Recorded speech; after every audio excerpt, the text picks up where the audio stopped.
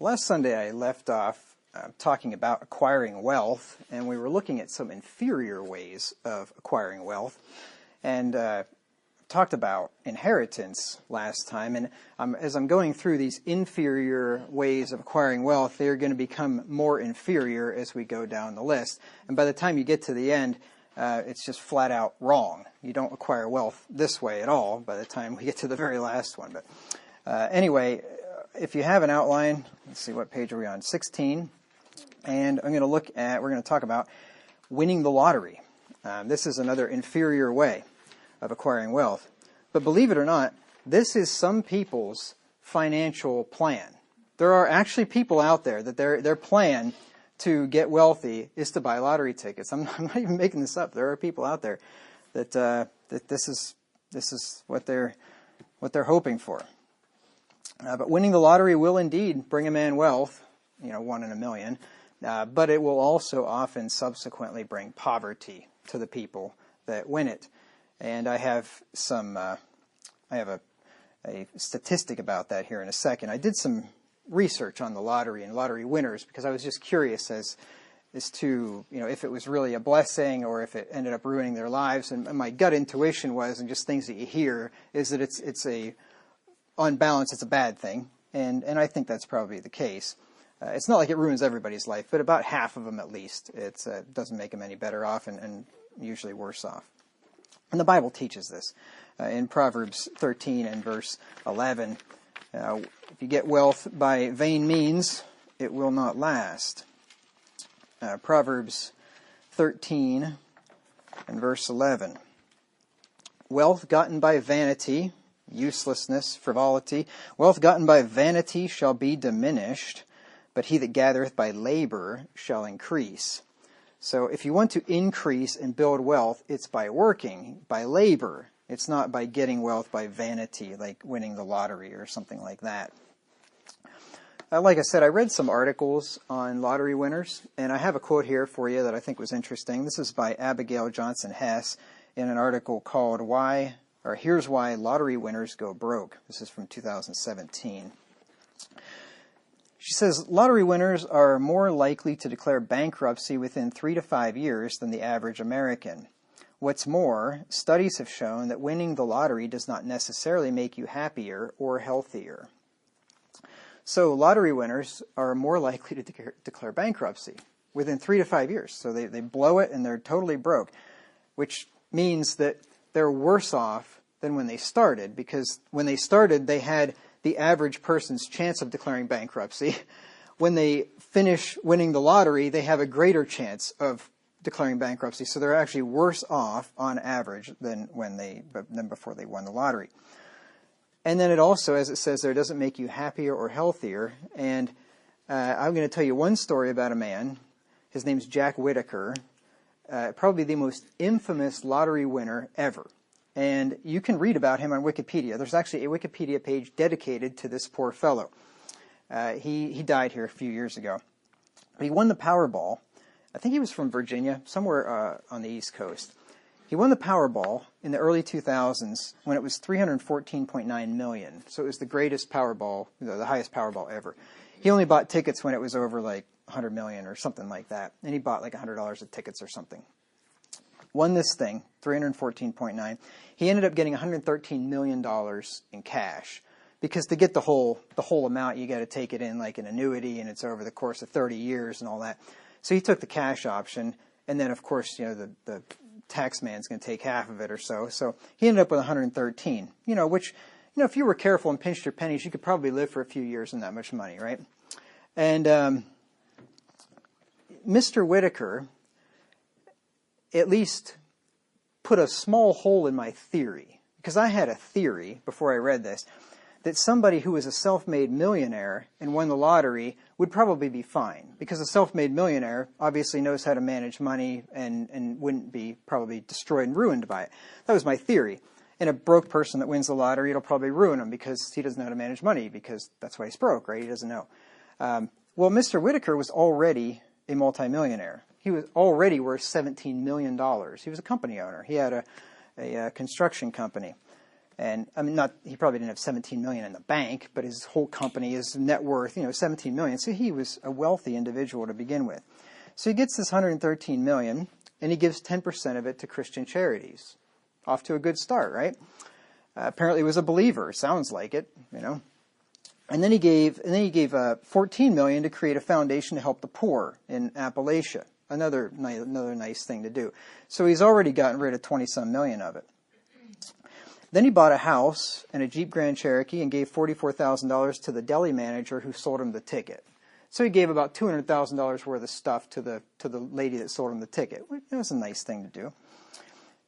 And then he starts to go downhill, and he buys himself a Lamborghini. And then he drives his Lamborghini through his neighborhood, and he literally throws money out the windows as he's driving through his neighborhood in his Lamborghini. I'm not making this up. It's like an episode in Dumb and Dumber or something, But then it gets worse. Then thieves break into his car. I'm assuming it was his Lambo, but I don't know. But one of his cars, thieves break into his car and steal $545,000 in cash out of his car. He's literally walking around with like a briefcase full of $100 bills. Over $500,000 in cash in his car. And when they asked him, why were you carrying over $500,000 in cash in his car? He said, quote, because I can. I don't blame him. If you're driving around, you go to a yard sale and there happens to be a Rolls Royce and there's a good deal on it. You don't have cash, you might not get it, right? So, why not carry around $500,000, right?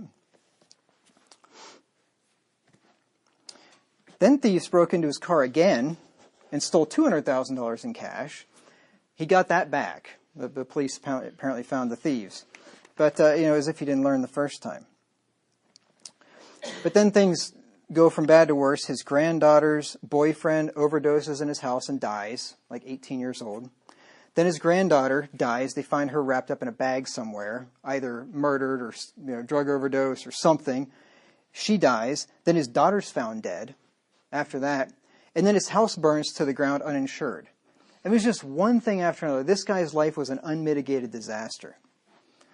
And it wasn't in the Wikipedia article, but it was in another article that I read about him that he said he wished he'd never bought the darn ticket in the first place. Like, it just totally ruined his life. So, that doesn't happen to every lottery winner. But it just shows you that even a man who is successful and apparently pretty wise with money to amass $17 million in his lifetime, even somebody like that can be destroyed by a huge lottery win. And the Bible teaches this. And there's reasons for this. Lottery winners' lives are often ruined due to three things. A lack of money management skills, number one. The foolish man spendeth it up. Number two, friends and family seeking money. And number three, being the target of thieves, which was the case with this guy. Let me just give you a couple of verses here. Proverbs 14 and verse 20. Here's what happens when you win the lottery. The poor is hated even of his own neighbor, but the rich hath many friends. And you might want to put friends in quotes there. The rich hath many friends. When you're wealthy, everybody wants to be your friends. Every man is a friend to him that giveth gifts. Proverbs 19:4. I think that's probably what this... Yeah, verse 6 is the one I was thinking of. But 4 and 6. Proverbs 19:4 and 6. Wealth maketh many friends, but the poor is separated from his neighbor. And then verse 6. Many will entreat the favor of the prince, and every man is a friend to him that giveth gifts. If you want to have a lot of friends, so-called, just give gifts. Give people money. People like those who give them things. And people like to hang out with the rich. Who doesn't like to hang out in a nice house with a nice party and, great food and all that, right? So if you win the lottery, all of a sudden you're going to have a lot of friends hoping to get something from you. And also, the rich are targets of thieves. Proverbs 13 and verse 8.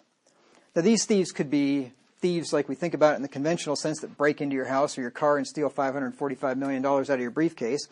Or they could be thieves like government thieves that come after you because you're rich, right? Or they could be other type, these ambulance chaser lawyer types that are going to file lawsuits against you because you have money. Things like that. You can have all kinds of thieves coming after you. You could have people that would do what they did to Mr. Getty and kidnap his grandson and then ask for a ransom. And this is, I think, sort of what Proverbs 13:8 is referring to. The ransom of a man's life are his riches, but the poor heareth not rebuke. The ransom of a man's life are his riches. He's going to have to pay a ransom, either for his own life or maybe the life of his family or something, because he's rich. How many poor people do you think criminals kidnap their children and say, hey, give me that $100 in your bank account? Nobody's going to do that. Who cares, right? I mean, why would you risk getting caught over a minuscule amount, even if it's thousands? Who would do that? But if you stand to gain millions from somebody, yeah. If you stand to gain millions, thieves would target somebody like that in some cases. So the only way really to win the lottery, and I'm talking like multiple millions, I'm not talking about a scratch card where you win $500, or I'm not even talking like $50,000. I'm talking like multiple millions, some real money. The only way to win the lottery and it be a blessing to you and not a curse is if you do two things. Number one, you don't change your lifestyle. And number two, you don't tell anybody about it. If you do those two things, you'll be fine. You can take those multiple millions, invest them, live off the dividends, be taken care of the rest of your life. But if you change your lifestyle, number one, the money is going to be gone. Number two, people are going to know that you have money when they see you driving your Lamborghini and living in your big, nice, swanky house and all that. And then that leads to the second problem of people knowing about it. And when people know about it, either by the way you live or if you flat out tell them, then all of a sudden you have all kinds of friends. And you have all kinds of long-lost family members that want to reconnect with you. And everybody's going to want money. So the only way to do it and it not to be a curse, don't change your lifestyle and don't tell anybody. But if you don't do those two things, it's probably not going to turn out very well for you. And sadly, most people do not have the wisdom and the self-discipline to do those things. And that's why, at least half of people that win the lottery end up probably wishing that they hadn't, because it just made their life worse in the long run. Now for the next inferior way to acquire wealth, and that is by begging. This is a way to acquire wealth. There are actually people out there that do this for a living, right? Every beggar that you see on the street isn't homeless and fallen on hard times. I've been told, I haven't actually witnessed this, but I've heard stories of people begging and then somebody watches them and follows them and they walk down the block and get in a nice Suburban and go home to their nice house. There are people that make a career out of it. To beg is to ask alms, or by way of alms, to ask bread, money, etc. in alms or as a charitable gift to procure one's living by begging. And there were people in the Bible that did procure their living by begging, except they were, I think, almost in all cases either crippled or blind or something where they really couldn't work. They didn't have a means of income. And I'll talk about that. It's one thing to beg if you're in that situation. It's another one to beg if it's because you're an idiot. Begging is not an honorable way to acquire wealth. Let's look at Luke 16 and verse 3. Luke 16 and verse 3. This is the parable of the unjust steward. You remember the man, he had wasted his master's goods. And the master says, all right, you're fired. Give me an account of who owes me what and get out of here. You're done. And the steward comes up with a plan because he was too ashamed to beg and he was too lazy to work. So got to do something. So he cut a deal with all the creditors and said, oh, hey, you owe 100, write down 80. You owe 80, write down 50 or whatever. And so he basically cut him a deal. And so he made some friends that might take care of him down the road. But anyway, the only verse that I wanted there was verse 3. Then the steward said within himself, what shall I do? For my Lord taketh away from me the stewardship. I cannot dig. You can't dig? You don't have arms and legs? You can't dig? No, he doesn't want to dig because he's lazy. I cannot dig. To beg I am ashamed. And rightly so. You should be ashamed to beg. It's a shameful thing to beg. Unless you're blind and, an invalid or something and you have no other choice. But, if you're able-bodied, it's shameful to beg, as this man says. Now, righteous people and their children will not have to beg. Psalm 37 and verse 25. There's two reasons for this. I'll read you the verse, and then I'll give you the two reasons. Psalm 37 and verse 25. I have been young, this is David, the sweet psalmist of Israel. I have been young, and now am old, yet have I not seen the righteous forsaken, nor his seed begging bread. So David didn't see the righteous and their children begging for bread. And there's a reason for this, like I said. First of all, God promises to provide for the righteous. Proverbs 10 and verse 3. Proverbs 10:3. This is the first reason why the righteous don't beg. Proverbs 10:3. The Lord will not suffer the soul of the righteous to famish, but he casteth away the substance of the wicked. He doesn't suffer the soul of the righteous to famish. He's not going to allow him to go hungry. He's going to take care of him and provide for him. And Philippians 4 and verse 19. Familiar verse to all of us.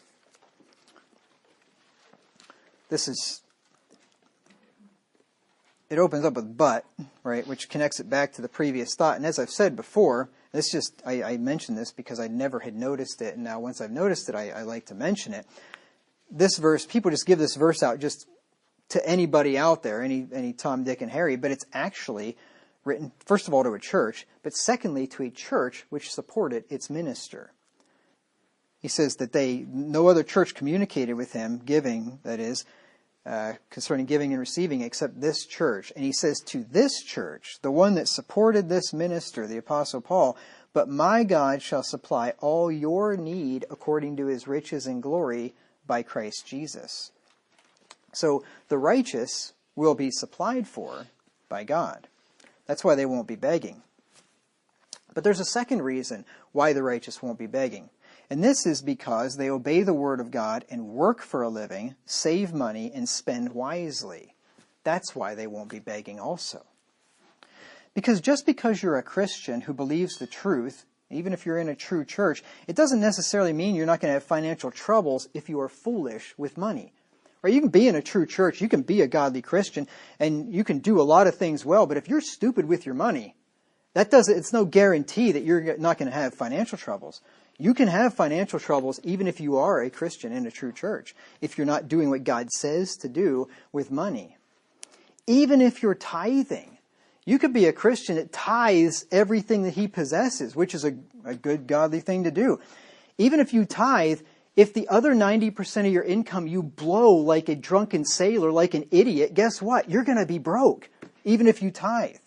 Because God, it's not in the Bible, but it's a principle. God helps those who help themselves, right? When you do what God says, he blesses you. If you don't do what God says regarding your money, you're not going to be blessed with your money. Tithing is good, but that's only part of the equation. Don't just think, I'm going to tithe and then I'm just going to blow the rest of my money and everything's going to be fine. It might not be fine, right? You need to do the rest of what God says with money too. God expects you to be prudent and to be a good steward of what he's given you. And so, therefore, when you have the blessing of God in your life and you do what God says regarding money, you are not going to be begging bread. You're not going to be in financial straits. Now, if you don't work when you should, you might end up having to resort to this ignominious practice of begging someday. Proverbs 20 and verse 4. Proverbs 20 and verse 4. I don't know about you, but I don't ever want to be begging. I don't want to be sitting on the side of the road begging. I don't want to be knocking on doors of family members, friends, church members, anybody else, and begging and asking for money. I hope it would never come down to that. Maybe it would. Maybe some terrible calamity would happen to me and I'd get some horrible disease and I'd be completely broke and my house burns down or whatever. I'm not saying it could never happen, but what I am saying is I'm going to do everything within my power with the help of God so that I never have to knock on somebody's door asking for money. Proverbs 20 and verse 4. The sluggard will not plow by reason of the cold. Therefore shall he beg in harvest and have nothing. See, he wouldn't work. He was supposed to be working. He was supposed to be plowing. Yeah, it's cold, right? Sometimes springtime when you need to plow, it's cold. Yeah, it's raining. It's not fun. It's miserable. I don't feel like it. I'll get to it next week. I'll get to it next week. I'll get to it next week. And before you know it, it's June. And guess what? It's too late to plant now. And guess what happens in harvest? You wasted your time early on in the year. And now what? Now you're begging in harvest. This is what a lot of people do when you think about their life as a whole. They waste their time for a good chunk of their life in the beginning and live like fools, and then harvest time comes and they're like, oh, now what am I going to do? That's why I'm preaching this sermon. I don't want that to happen to you. I've told you the story before, but I have a little note here next to that verse. Working on the Escort in a snowstorm. One time I was driving my car home and it was running terribly. It was missing on one of the cylinders, which only had 4. So when it's missing on one, it's pretty bad. And I get home, it's this awful snowstorm, and went in my house, and I didn't have a garage or anything, and it's parked up in the yard. And I get home and get warmed up. I'm thinking, that car's an old piece of junk anyway, whatever. I don't care. I'm just going to I'm just going to drive it. It blows up, whatever. I'll just buy another one. And then that verse came to mind. I kid you not. The sluggard will not plow by reason of the cold, therefore shall he beg in harvest and have nothing. So I put my clothes back on. I traipsed up through the snow. I opened the hood. And don't you know, all it was the grommet that holds the spark plug wires had fallen off. And the spark plug wire was laying on the exhaust manifold. It just melted through and it was just shorting out to the exhaust manifold. Just picked it up, stuck it back in the slot, and it was fine. A little 10-second fix saved me buying a new car. So anyway, moral to the story is memorize Scripture, because sometimes a verse that has even nothing to do with what you're actually dealing with will come to mind, and it'll save you buying another car.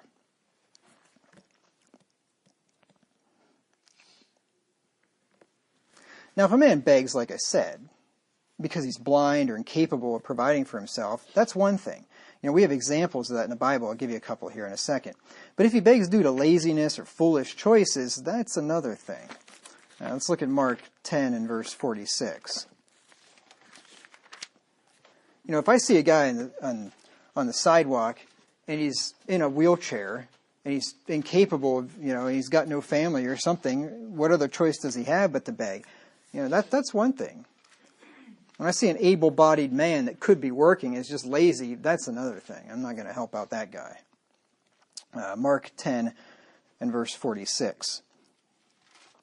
And they came to Jericho, and as he went out of Jericho with his disciples, a great number of people, blind Bartimaeus, the son of Timaeus, sat by the highway side begging. So here's a blind man begging. It's pretty hard to do much of any work when you're blind. There's limited things. Today in our society, there probably is work for the blind. There's work for just about anybody. There's something that you could do. But in those days, there's probably very little that a blind man could do. He had no choice but to beg. John 9 and verse 8 is another example of another blind man that was a beggar. And the neighbors thereof, this is the man that was born blind, Jesus healed him. And the neighbors therefore, and they which before had seen him that was blind, said, Is not this he that sat and begged? So yeah, if you're blind, you get a pass. You can be a beggar if you're blind. But if you can see and you have the rest of your faculties so that you can work, you ought to be working. And then that brings us to the last method of acquiring wealth. And this one is absolutely a no-go. And that is theft. It is a way of acquiring wealth. There was an old bank robber, I forget which one it was, and they asked him, why do you rob banks? And he said, that's where the money is. Right? So, that is a way. There have been men that have, been successful at that for a while, but you usually get caught. Remember what God says about this? Everybody knows, 10 Commandments, Exodus 20 and verse 15, thou shalt not steal. All right, we all know that one. But the thing is, theft can take many forms, other than outright forcibly breaking into somebody's house or somebody's car and stealing their money or holding them at gunpoint. It can also take the form of fraud, ripping people off. That's theft, right? Lots of people do that these days. Unjust lawsuits, right? That's theft. If you get into a car accident and you have $10,000 of medical bills and you sue somebody for $10,000, perfectly fine, right? That's called restitution. Nothing wrong with that whatsoever. And if you had $10,000 in medical bills and you were off work for 3 months and you sue them for the money that you would have made in those 3 months, right? Fine and dandy. But if you have $10,000 in medical expenses and you sue them for $1 million, you are a thief. That's what you are. You're a thief. You just stole $990,000. Is that right? Yeah, no, I think that's right anyway. You just stole a bunch of money. And so is the lawyer that you hired. Fraud, unjust lawsuits. And how about this one? Voting for politicians who will steal other people's money through taxation and give it to you. Those are all forms of theft. Right? There's just layers removed. I vote for this thief and he steals on my behalf. And when you consider that definition of theft, there are a lot of people receiving stolen property in this country.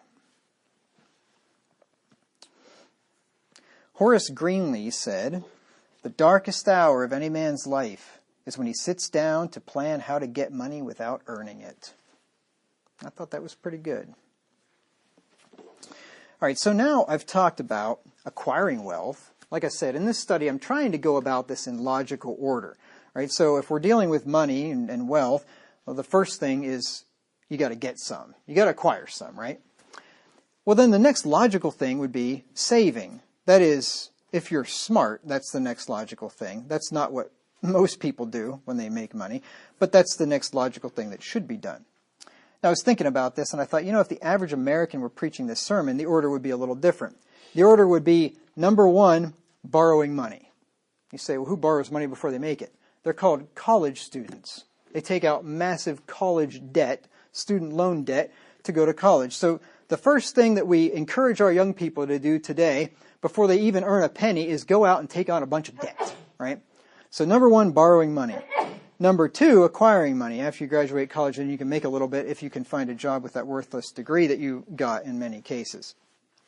Number three, then it's spending money.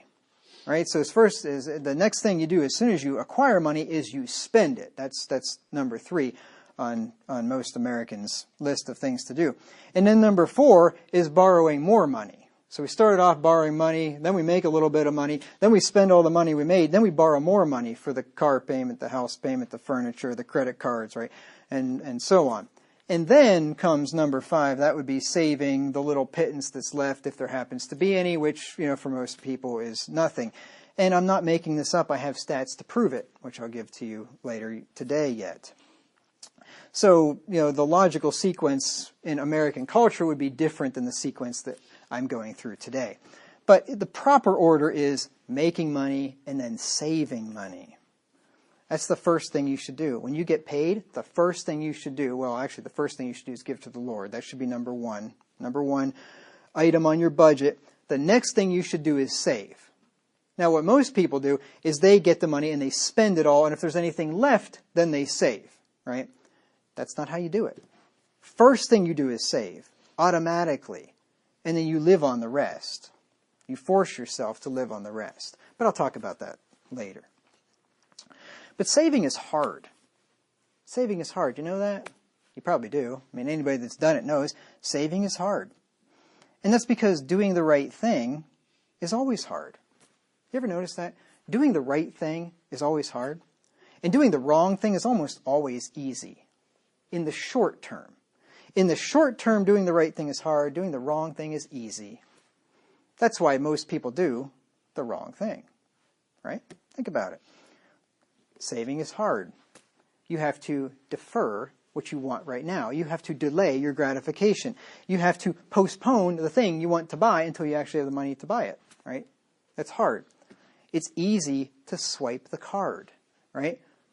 I don't have the money. I don't want to wait. I swipe the card. But you know what's hard?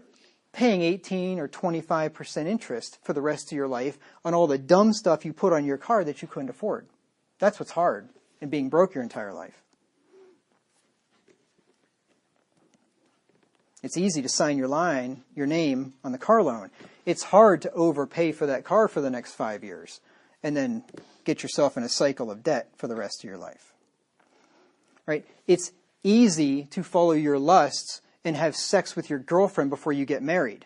It's easy to do that. It's the natural thing. It's hard to wait until you get married. But you know what's harder? To suffer with a venereal disease. To have a child out of wedlock.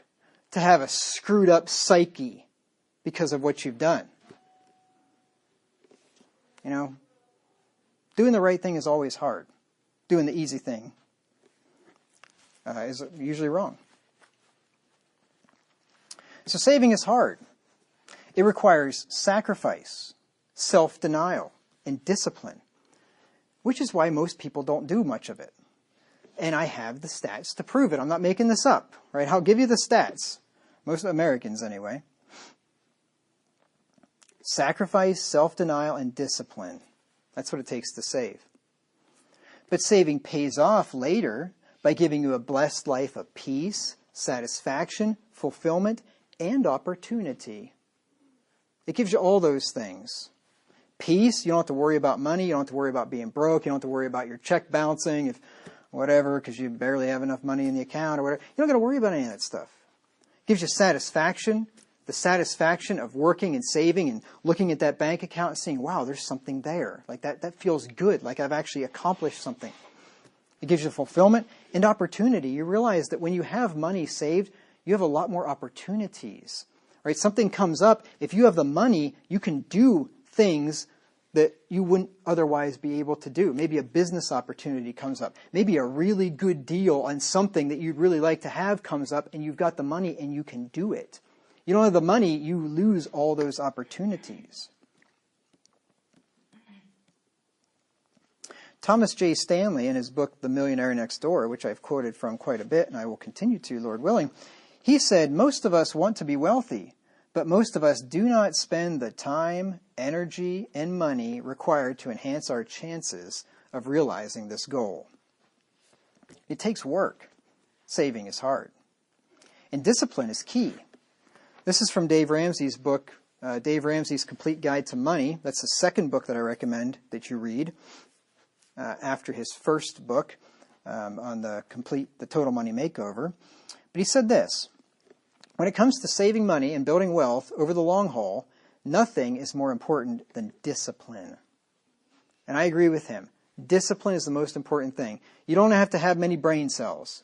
It doesn't take any brain cells to save money. I mean, you realize an amoeba could pretty much figure out how to save money. It's really simple. You just don't spend it. That's all. You take part of your money and you set it aside and you say, I'm not going to touch this. Right? I mean, it takes the IQ of an amoeba to be able to figure that out. But it takes discipline. Discipline, that's the hard part. Where you have to tell yourself, no, I will not spend that money. I will set aside this percentage and I will not spend it. It's for the future. It takes discipline. Ramsey goes on to say, too many people skip the discipline and try to go straight to the enjoyment. That's a recipe for disaster. This is why Americans are such a mess. Skip the discipline, go right to the enjoyment. I want it. Swipe the card. I want it. Sign my name on the line. I want it. I want it. I want it. I don't want to wait. I don't want to discipline myself. That's how so many people get hooked on playing the lottery or go broke in a horrible get-rich-quick scheme that falls apart. Wealth building is a marathon, not a sprint. There really aren't any shortcuts. That's why most people don't do it. If building wealth were easy, everyone would be rich. And that's very true. I really like what he said there. There really aren't any shortcuts. There aren't any shortcuts to building wealth. It's just day after day, living under your means, saving money, laying it up, day after day, week after week, month after month, year after year, decade after decade. There are no shortcuts. There's no magic bullet. There's no special thing that you can do. It's just a life of frugality and discipline and wisdom, and it's every day making the right decision and just slowly laying up and investing, and then your money can start to make money on its own. But there's no easy way. It's like losing weight. There's no easy way to lose weight, right? Everybody wants the, what is it? What's that stupid weight loss drug? Ozempia? Oh, I forget what it's called. Ozempia? Something like that. Those things are all bound to fail. And that drug is very bad, by the way. Go look that up sometime. But anyway, there's no easy way. There's no pill. You know what you do to lose weight? It's very simple. It's not easy, but it's very simple. You burn more calories than you eat. Very simple. There's your weight loss plan. Every single person on the face of the earth can lose weight by doing one thing: burning more calories than you eat. I didn't say it's easy. I said it's simple. There's a difference. Simple, not easy. But, you know, why are people overweight? Same reason. No discipline. They want to eat more than they should, and they want to eat stuff that they shouldn't. What if you squeezed an extra $100 out of your budget every month? If you save just $100 a month every month from age 25 to age 65, your working lifetime, at the stock market average return of 12%, you'd retire with more than $1.1 million. You'd be a millionaire with just $100 a month. You realize that? Save $100 a month every month from age 25 to 65. If you could make the stock market average of 12%, which, you know, that's debatable. But if you could, theoretically, and over time, the stock market, the S&P, does average out 12% per year. If you did that, $100 a month, you'd be a millionaire by the time you're 65. You know, if you just do it and you start young, it doesn't really take a whole lot, assuming, you know, some assumptions. And then Stanley in The Millionaire Next Door, again, wrote concerning this. He said, "How do you become wealthy? Here, too, most people have it wrong. It is seldom by luck or inheritance or advanced degrees or even intelligence that enables people to amass fortunes. Wealth is more often the result of a lifestyle of hard work, perseverance, planning, and most of all, self-discipline." See, he agrees with Ramsey, and I agree with both of them. Self-discipline. That's the most important thing. Here's a quote from Jerzy Gregorek. This is one of my wife's favorite quotes. "Easy choices, hard life. Hard choices, easy life." Easy choices, hard life. You make the easy choices, you do what's easy, your life's going to be tough. It'll feel great in the beginning, but it's going to be tough at the end. You make the hard choices throughout your life, it's going to make your life easy at the end. All other things being equal. Of course, life is not easy, period, but it can be a lot less easy than if you live foolishly. Here's one of my favorite quotes, and if you read Ramsey's Total Money Makeover, you'll see it literally on every page because it's in the footer of every page. This is Ramsey's signature quote. "If you will live like no one else, later you can live like no one else." This is what I tell to every young person out there. If you will live like no one else now, later you can live like no one else. But the problem is, people, especially when they're young, and most people even when they're old, they want to live like everyone else. They want to live like the Joneses. They want to go in debt like everybody else. They want to finance everything like everyone else. They don't want to save like everyone else. And guess what? They're going to be living like everyone else too. Ramsey continues, he says, "If you will make the sacrifices now that most people aren't willing to make, later on you will be able to live as those folks will never be able to live." He says also in that book, "Winning at money is 80% behavior and 20% head knowledge. What to do isn't the problem. Doing it is. Most of us know what to do, but we just don't do it." And that's so true. Winning at money is 80% behavior. It's not a matter of really knowing what to do. If you think about it, building wealth is not rocket science. Every one of you know how to do it. Every single one of you know how to do it. Every person on this earth, I would venture to guess, that has an IQ above 50 knows how to build wealth. You know how you do it? You spend less than you make. That's it. You spend less than you make. You live on less than you make. A lot less, as a matter of fact. That's all.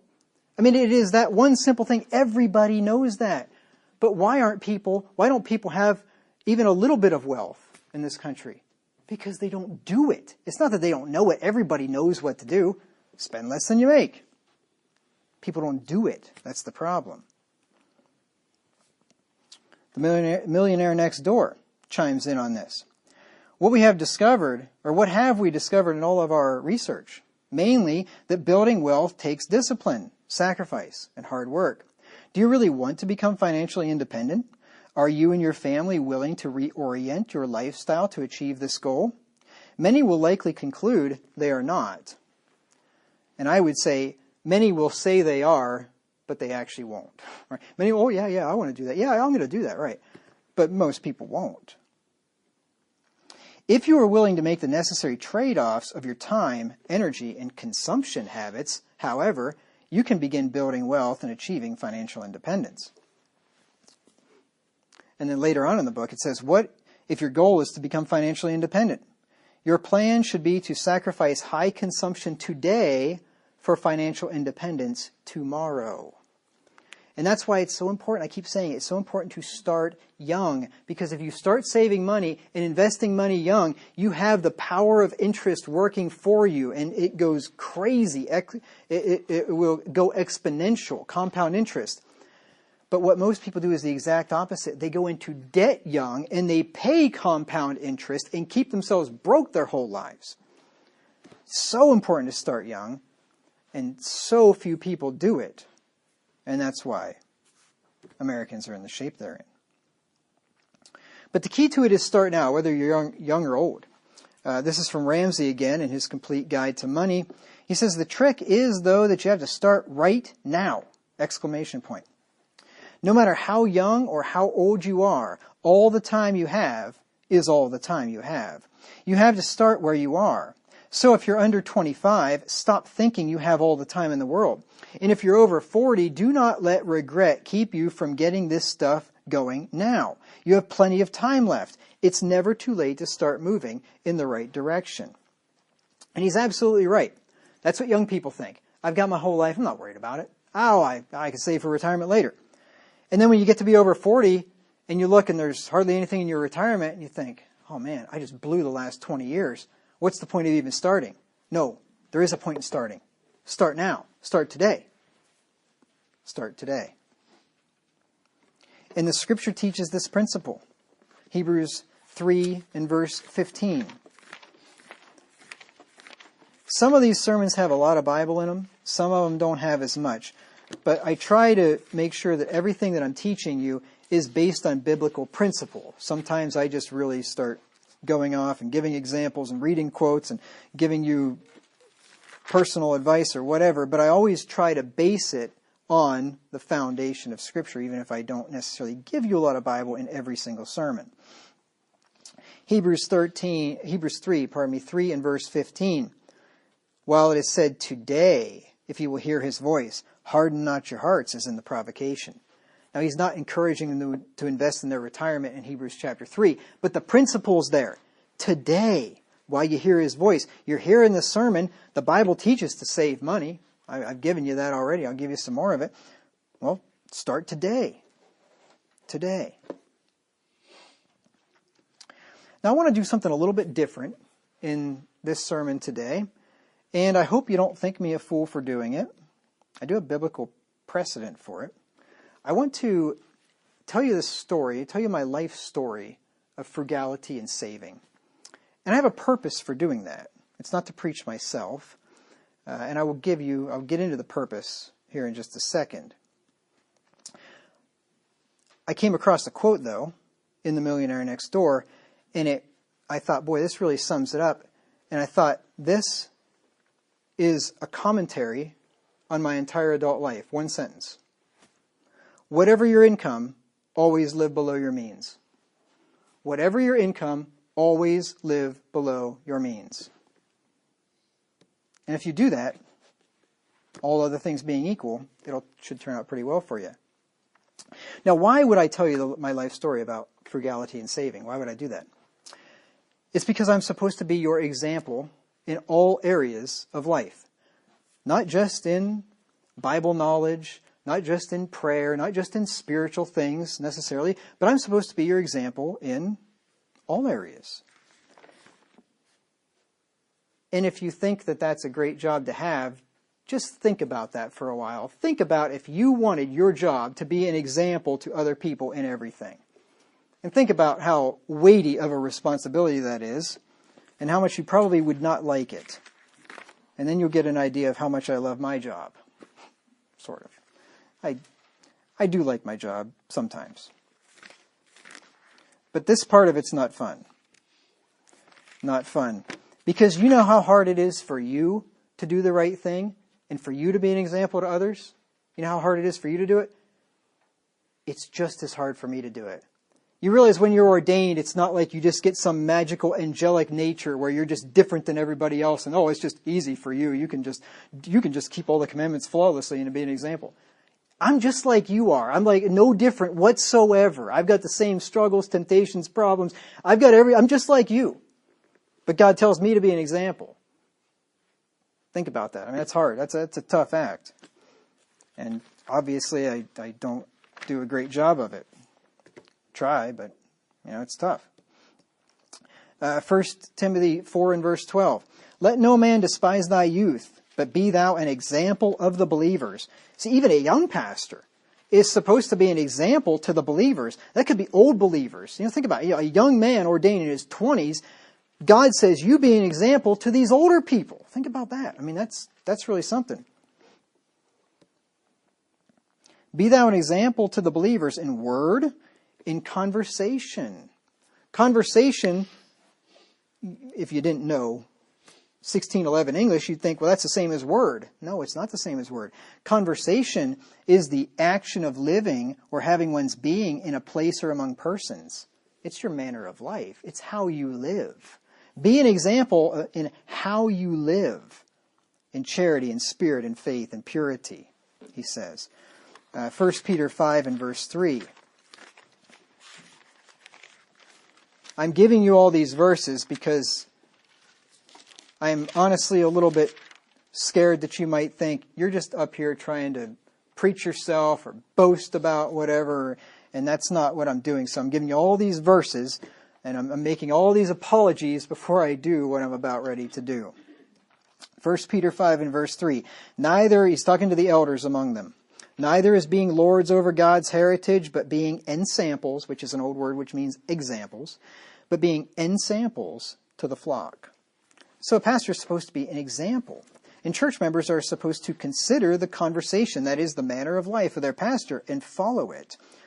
Hebrews 13 and verse 7.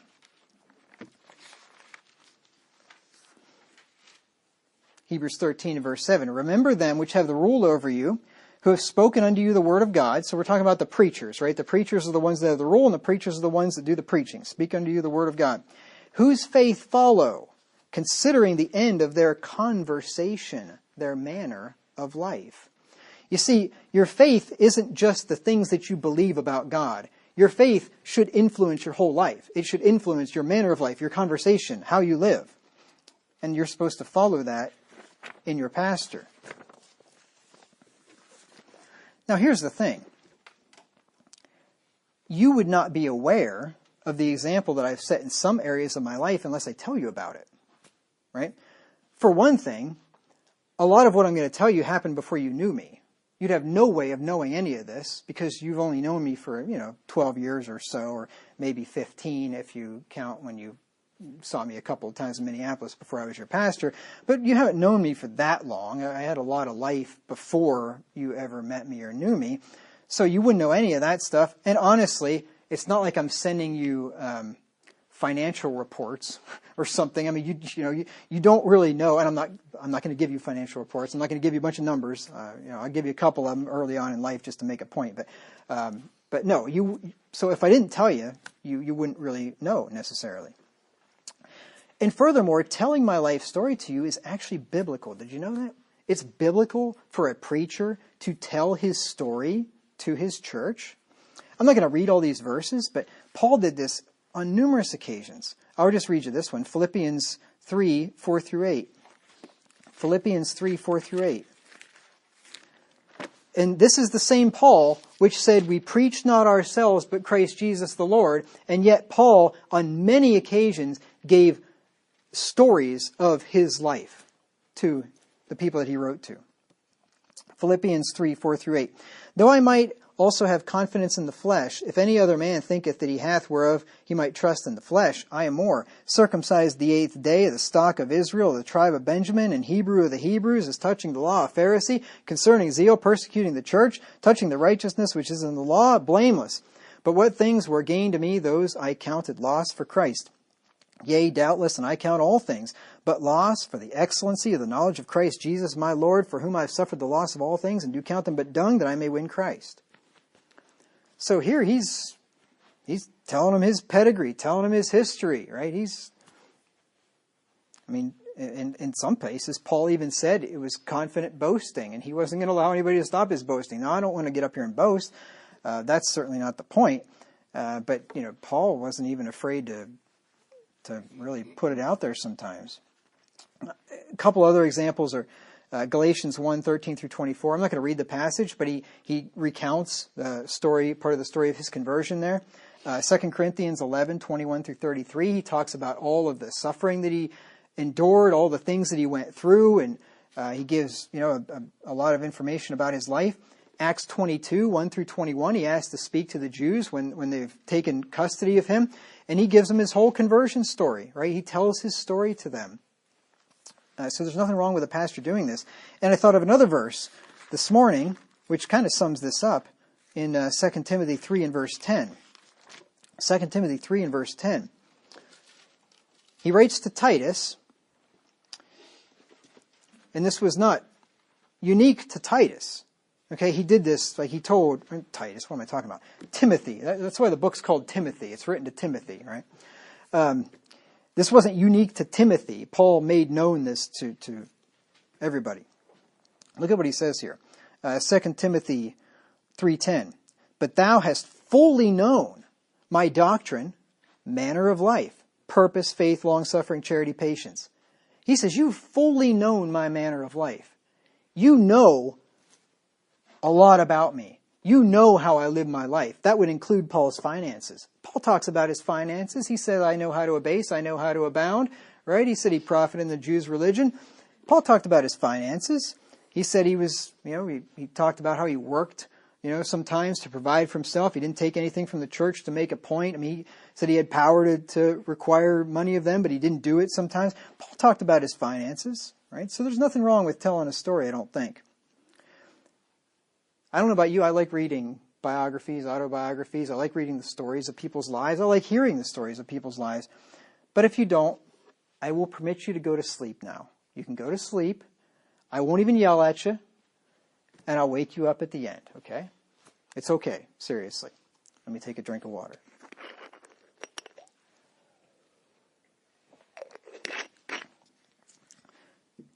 I think the Lord gave me a gift when I was young. I think he gave me the gift of financial sense. I really do. I don't take credit for it.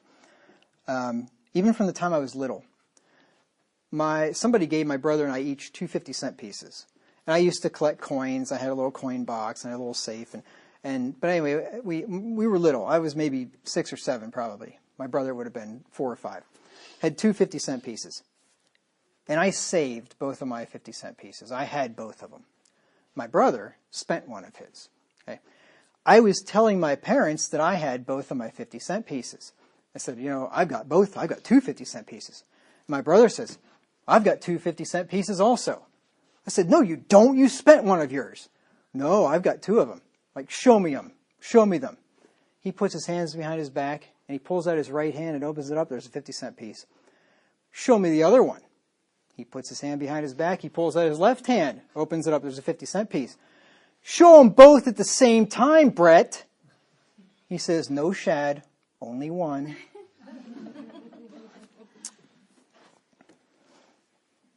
So, from a young age, I was a saver. Now, I went through a period of stupidity from ages 16 to 17. And I spent a bunch of money. I spent my money on stereo equipment. I used to really be into car stereos. But then, thankfully, that was the end of my financial stupidity. Pretty much from my 18th birthday, for whatever reason, and I wasn't really taught this. I didn't really have this as an example or anything else. But for whatever reason, I just became a frugal saver from my 18th birthday. I joined the Army when I was 17. I went to basic training. The first day of basic training was my 18th birthday.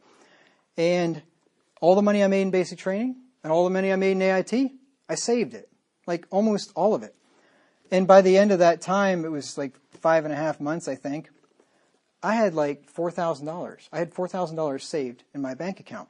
Now, everybody saves money in basic training because you can't spend it. There's nothing to spend it on. But then when people get to AIT, they blow it like drunken sailors, right? But I didn't. I didn't spend hardly any money. My friends went to the mall. They went and bought clothes and shoes and went out for drinks and whatever else. I've probably spent a little bit, but like I said, I had about $4,000 when I came home. Now, that doesn't sound like a whole lot of money until you realize this was 25 years ago. I was making under $1,000 a month. Do the math. 5 months at under $1,000 a month, minus some taxes, I basically saved the entire thing, right? And I was telling my battle buddy, right before we got to go home, I was telling him how much money I had saved, and I'm going to keep this money. Oh, you won't be able to do that. You're going to go home, you're going to have to buy a car, you're going to have to do this, you're going to have to spend it, you're going to save that. I'm like, no, I'm going to save it. So then I got home. A couple of months later, I started college, and I joined the Army for the college money. I was not patriotic. I did not do this for noble reasons. I wasn't trying to serve my country. I was trying to serve myself. I needed college money. My parents didn't pay for a penny of my college and told me that they couldn't, and it was on me, and that was the only way that I was going to probably be able to do it. So joined the Army, and as I went through college, I got the GI Bill, which was $250 a month. I got the GI Bill Kicker, which was another $200 a month. I got tuition, I think it was called tuition assistance or reimbursement, which was, I think, $3,500 a year. They would pay of my tuition. And then they had $20,000 loan repayment that they would pay also. But the thing is, you had to take out the loans to get the loan repayment. They don't repay loans if you don't have loans, right? And so I took out student loans. So when I tell you, I've told you in the past that I've never had any debt, I've never taken on debt, never had any kind of... Well, what I mean by that is, yes, I did technically have student loans that I took out so the Army would pay them. I never made a payment on them. They paid them. My dad took out some Parent Plus loans. The Army paid those too. He didn't pay them. I think I may have paid some interest on them because I think he had to pay the interest on the loans. While I was in school, I didn't have to pay anything, if I remember right. Anyway, thanks to my mother, she did all this paperwork in the Army, and I can really thank her. I wouldn't have been able to do all that stuff. I was busy in engineering school, and the paperwork was a monstrosity, and she did all that for years. And I got every penny out of the Army that they promised me. The reason they promise kids all this stuff is because most people never do the paperwork. They never get it. If you have a mother like mine, you could get it. Anyway, and then I got some scholarships, and if you overpay, the school they'll refund the money to you, right? So I got some scholarships over the years, and I worked part-time at a tutoring center. I worked in a stereo shop. I worked during the summers.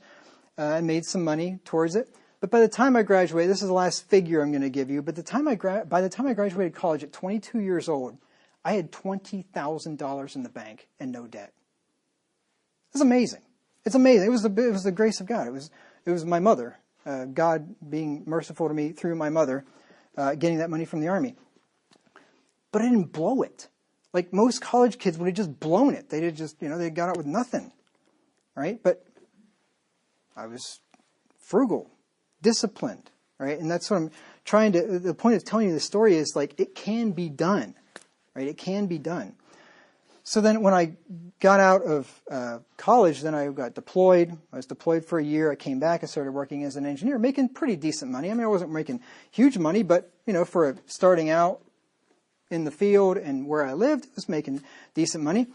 And I was living in a house that my dad owned that he was going to give me, that when I moved away, he gave to my brother, which is perfectly fine. That's what he should have done. But I was living there for insurance and property tax bill, which was like $100 a month or something. It was like next to nothing. My dad, that's all he charged me. And I just started socking money away. I was just living like I was making minimum wage, just socking money away, maxing out my 401k at work. I remember meeting with a financial advisor at work. He's looking, and it was like 20%, I think was the max, and I was just putting it all in there. And he's like, call me back when you have your first million or whatever. I was only there for a year and a half, so it didn't amount to a whole lot. But anyway, like, that's what I was doing. I was driving an old car. I'll get to the car thing later, because the car thing is a big part of the puzzle with most people. Well, then a year and a half later, I moved to Cincinnati to be a resident member of the church down there, and I got another job, and I was making significantly more money. Now, what did I do? Did I take that extra money that I was making and go blow it on a nice car or whatever? No. I just continued to save. I just lived at the same level that I'd always lived at. Like, I never changed my standard of living. I just saved more money. I wanted to buy a house. And eventually I wanted to buy a nice car. And I thought, okay, I'm going to buy, when I say a nice car, I wanted to buy like a used little sports car for 20 grand or less. So I started putting money away for that. And eventually, when I could have bought the car, I'm like, I don't want to do that. That'd be stupid. That'd be a waste of my money, and didn't do it. But anyway, the only dumb thing I ever did, I bought a crotch rocket. When I got home from Iraq, the first thing they told you to do is don't buy a crotch rocket when you get home. And the first thing I did was buy a crotch rocket. I paid cash for it, right? But, you know, that wasn't the best idea. But anyway, so then I got another, after a year in Cincinnati, that 2008 financial crisis happened. Lost my job at that company, got another job shortly thereafter, making even more money. What did I do? I just saved the extra money. Never changed my spending habits whatsoever. And that's the thing to do. Don't change your spending habits. The more money you make, you save more, you don't spend more. That's how you get ahead. Well then, after 5 years down there, I was ordained and I went to Minneapolis. And guess what? I wasn't making good money anymore. I wasn't making hardly any money. Like, I was making, I won't tell you how much it was because you'd be, like, your jaw would hit the floor, but I was making like almost nothing in the very beginning. By the first year, it was better. I could actually live on it. But what did I do? What spending habits did I change? Nothing really, because I was already living at subsistence level before that, right? I probably, instead of going out to eat once a week, I just didn't go out to eat at all. I mean, that was about it. I mean, there was nothing else to cut out. I didn't spend any money, and I never really had spent much of any money. I'm not telling you that this is the example you have to follow. I mean, I realize, like, on the continuum here, like, I'm the whole way on this end, and, you know, I'm not telling you that this is the pattern to follow. I'm just showing you what can be done if you choose to. But when I got to Minneapolis, no big deal. I mean, when I took an enormous pay cut, I was just living like I was always living. Lived in the cheapest apartment that I could find there. Oh, when I moved to Cincinnati, I got the cheapest apartment I could find. $400 a month. It'd be a lot more than that now. But in those days, you know, $400 a month. My friends all had either nice houses or a lot more expensive apartments. I lived in the cheapest little apartment that I could find because I had a goal. I had a vision. I wanted to save money. I didn't want to have any debt, right? I moved apartments, moved to where the town where the pastor lived and my friends lived. Again, $410 a month. By the time I left there, I think it was $420. Cheap little apartment, which for somebody I was making good money. I wasn't making crazy money, but I was making good money. I was living way below my means. Nobody in that apartment complex nobody would have been living there. Nobody that I was working with would have been living in that apartment complex. Not a chance, right? But I had a goal and I had a vision. So then when I moved to Minneapolis and I had to live in the cheapest apartment that I could find, or just about the cheapest, no big deal. You know? And then we bought a trailer. After I got married, we bought a trailer. Paid cash for that. It was an old trailer. And only had that for 6 months. And thankfully, I was able to sell it for more than I paid for it, which is downright odd with a trailer, but didn't really lose any money on that deal. Moved down here, and guess what? Took another big pay cut because I didn't have any, the support of the people in Minneapolis anymore, and moved into a cheapest apartment I could find. Oh, and up there, I lived in a one-bedroom apartment. And when we got married, I continued to live in a one-bedroom apartment. Mind you, I worked from home. My great big L-shaped desk that I have, I think you've all seen that, that used to be in the living room of my apartment. My living room was my office. Before I got married, I moved that into the bedroom, pushed the bed over against the wall, and here I am in this little bedroom. My nightstand for my bed was the side of my desk, right? My desk was up against my bed, and the bed was up against the wall. I'm in this crammed little thing, and this is where I spent most of my waking hours. Could have got a 2-bedroom apartment. I just didn't feel like it. I couldn't, money was tight. I didn't want to spend the extra money, and I didn't want to go through the hassle of moving either. But anyway, lived in that little place. And then moved down here, got a little apartment, and have been in it for 7 years. Life didn't turn out like I thought it would. I had planned to buy a house a long time ago. But as I've thought about this, it was the circumstances. When I was in Pennsylvania, I didn't need to buy a house. I already had a free one, right? Didn't end up getting that because I moved. And then so when I moved to Cincinnati, I thought about buying a house. I even started making plans to build a house. But as it turned out, I knew I was going to be ordained and be moving. It just wouldn't have made any sense. I'd have just took out a loan. I'd have paid, the first several years of the loan is just all interest anyway. I just paid a bunch of interest. It would have been a waste of time. When I went to Minneapolis, I was broke. Probably couldn't have got a loan anyway because I didn't have any money. Any income, that is. And and I was only there for 5 years. And if I would have ended up buying a house, I'd have just paid a bunch of interest anyway and wouldn't have been any better off. When I moved down here, I was hoping to buy a house soon. And then the pandemic hit and housing prices exploded, doubled pretty much. And all of a sudden it's whoa. So that threw a wrench in the plans. So that's why I've been waiting for 25 years to buy a house because, life doesn't always work out the way that you had thought that it would. But anyway, getting back to the car thing, that's another piece of this puzzle. When I was 16, my mother bought me a car. I think it was $1,000, something like that. And that was my first car. My parents should have made me save money and buy it myself. But, like I said, I was an idiot in those days when I was 16 and 17. And so anyway, my mom bought me this car. And then I totaled it on a deer about a year later. Got the insurance money. It was probably $1,000. Bought a car off my dad. He had a Z24 Cavalier, a little 87. Bought that for $1,300. So I put a little bit of money towards it and bought that with cash. Then my brother totaled that car for me. Here about a couple of years later, I put quite a few miles on it. And then I bought an Escort, a 94 Ford Escort, when I was in college, $2,000 paid cash for it. Drove that thing for 100,000 miles. Even when I got deployed to the Army, after I graduated college, this car it's pretty much on its last leg. I thought, I'll just give it to my dad because if it sits here for a year, it won't probably be even running anymore. I'll give it to my dad. He likes to drive old clunkers. So he drove it for a whole year. He put 15,000 miles on that thing. I hadn't changed the oil in 10,000 miles. I was busy. He drove it for 15 without changing the oil. So it had 25,000 miles on the oil whenever I got back.